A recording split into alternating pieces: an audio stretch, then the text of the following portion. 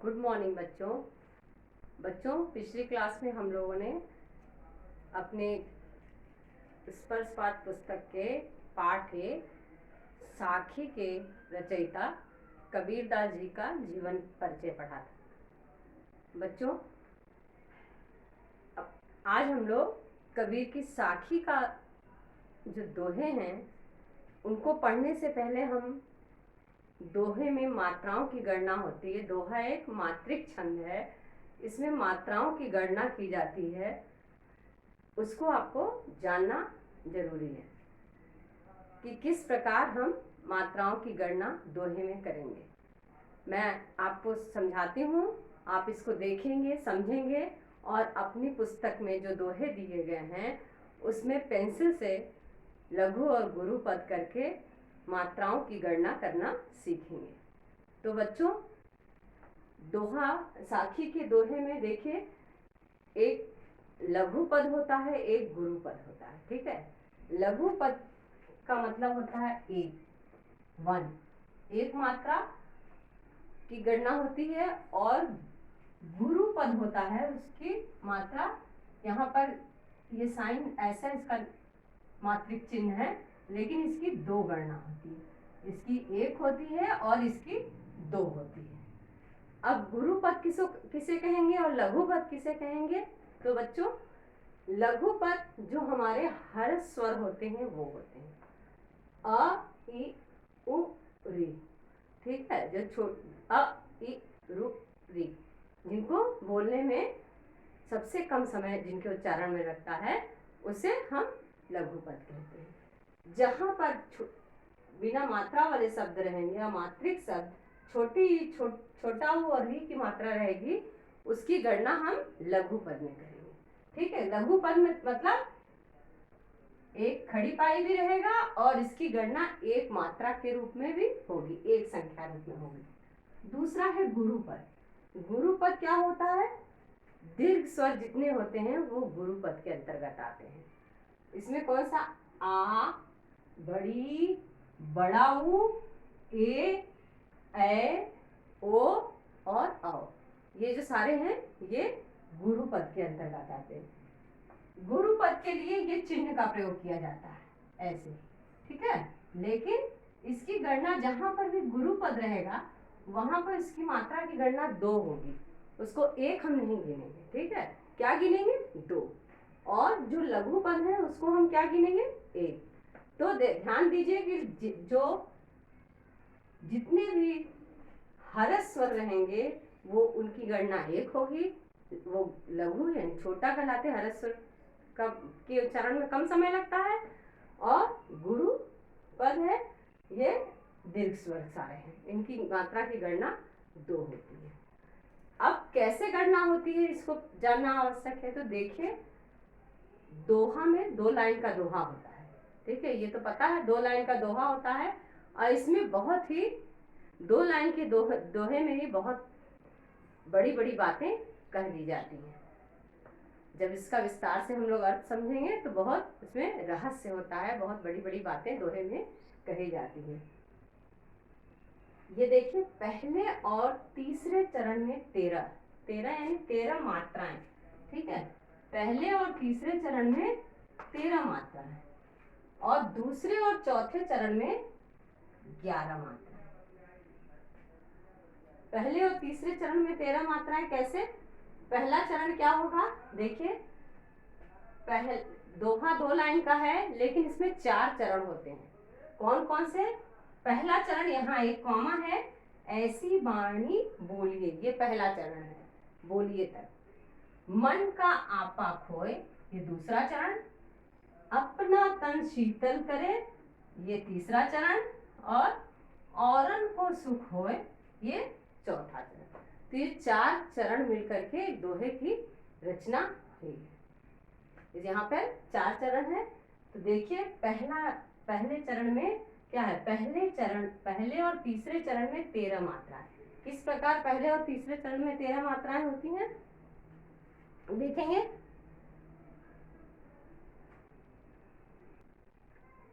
यहाँ देखिए, पहले और तीसरे चरण में 13 मात्रा। पहला चरण क्या होगा?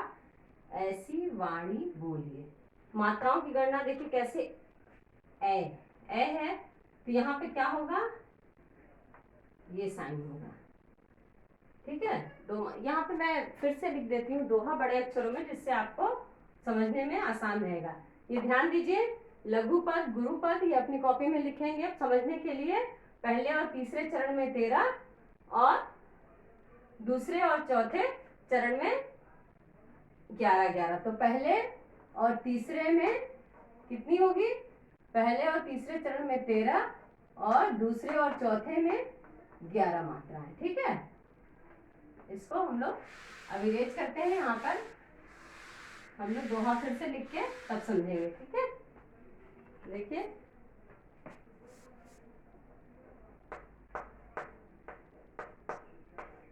ऐसी वाणी बोलिए, ऐसी वाणी बोलिए। देखिए ये पहला चरण है, ठीक। मन का आपा खोल, मन का आपा खोल, ये दूसरा चरण है। यहाँ पे खड़ी पाई, ठीक। फिर अपना तन शीतल करे, यहाँ नीचे से लिखेंगे अपना तन शीतल करे, ये तीसरा चरण है, ठीक है। औरन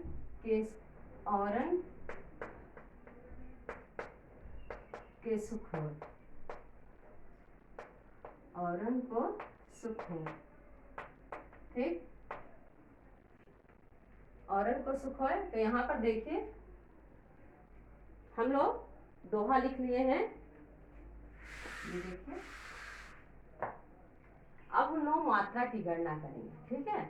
लघु पद और दीर्घ पद हमने समझा दिया कि जितने ह्रस्व स्वर होते हैं वो लघु होते हैं और जितने दीर्घ स्वर होते हैं वो कौन से पद होते हैं, गुरु पद होते हैं। तो देखिए ऐसी, यहाँ पर देखिए मैं नीचे लिख रही हूँ, ऊपर ना लिख करके, यहाँ पर ऐसी, यहाँ पर देखिए ऐ, यहाँ पर भी गुरुपद, यहाँ पर भी गुरुपद, यहाँ पर भी गुरुपद, यहाँ पर भी गुरुपद, यहाँ छोटी ही है, यहाँ पर क्या होगा लघु पद, यहाँ पर गुरुपद।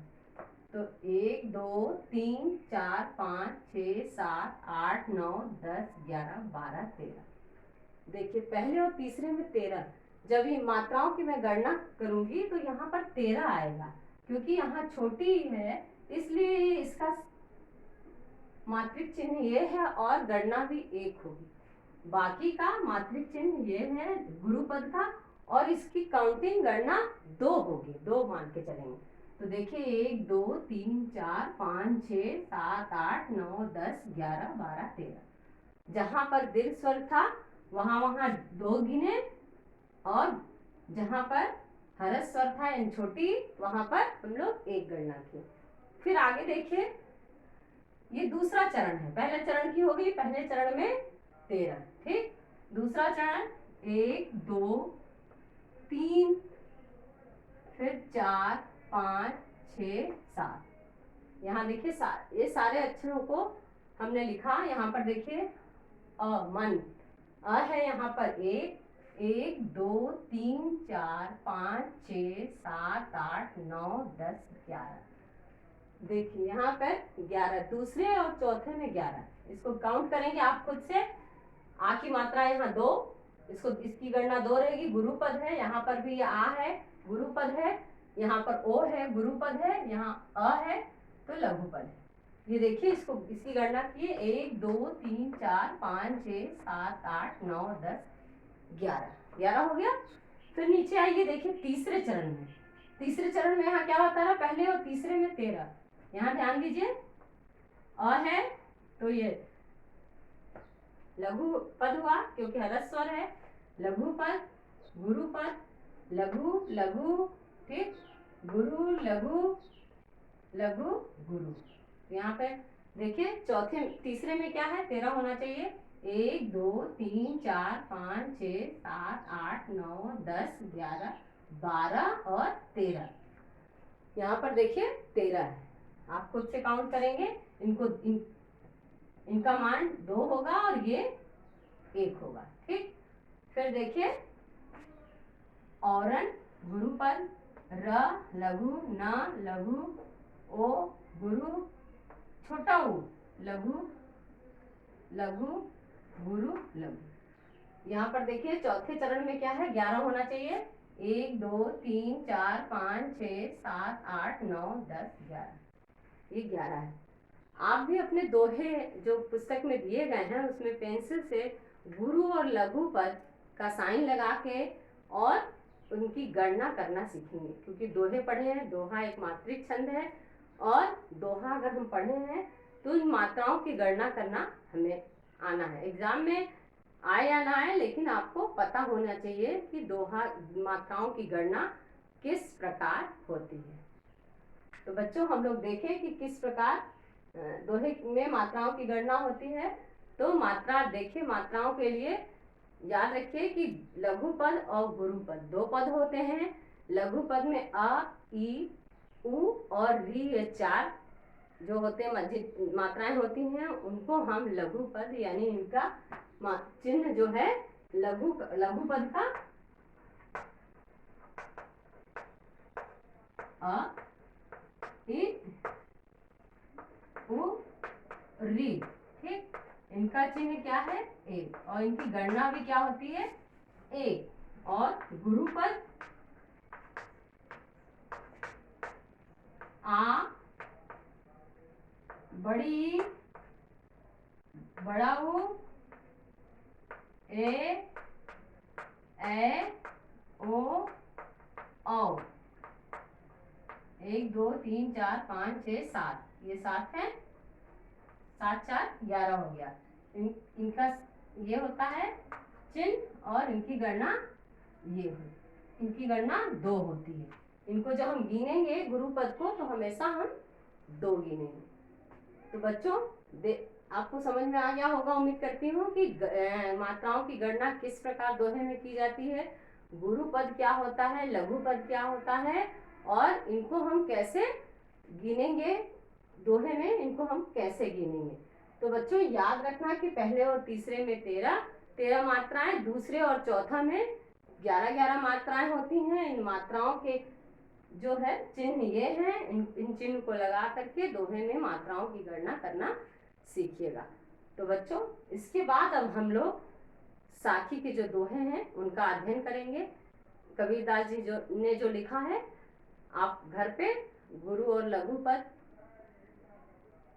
की परिभाषा याद करेंगे। गुरु पद में कौन कौन से स्वर होते हैं, लघु पद में कौन कौन से स्वर होते हैं और पहले दूसरे चरण में कितनी मात्राएं होती हैं, तीसरे और चौथे में कितनी मात्राएं होती हैं, ये सारी चीज़ें याद करके अपनी पुस्तक में इसका अभ्यास करेंगे और अगली क्लास में हम लोग साखी के दोहों का अध्ययन करेंगे। धन्यवाद।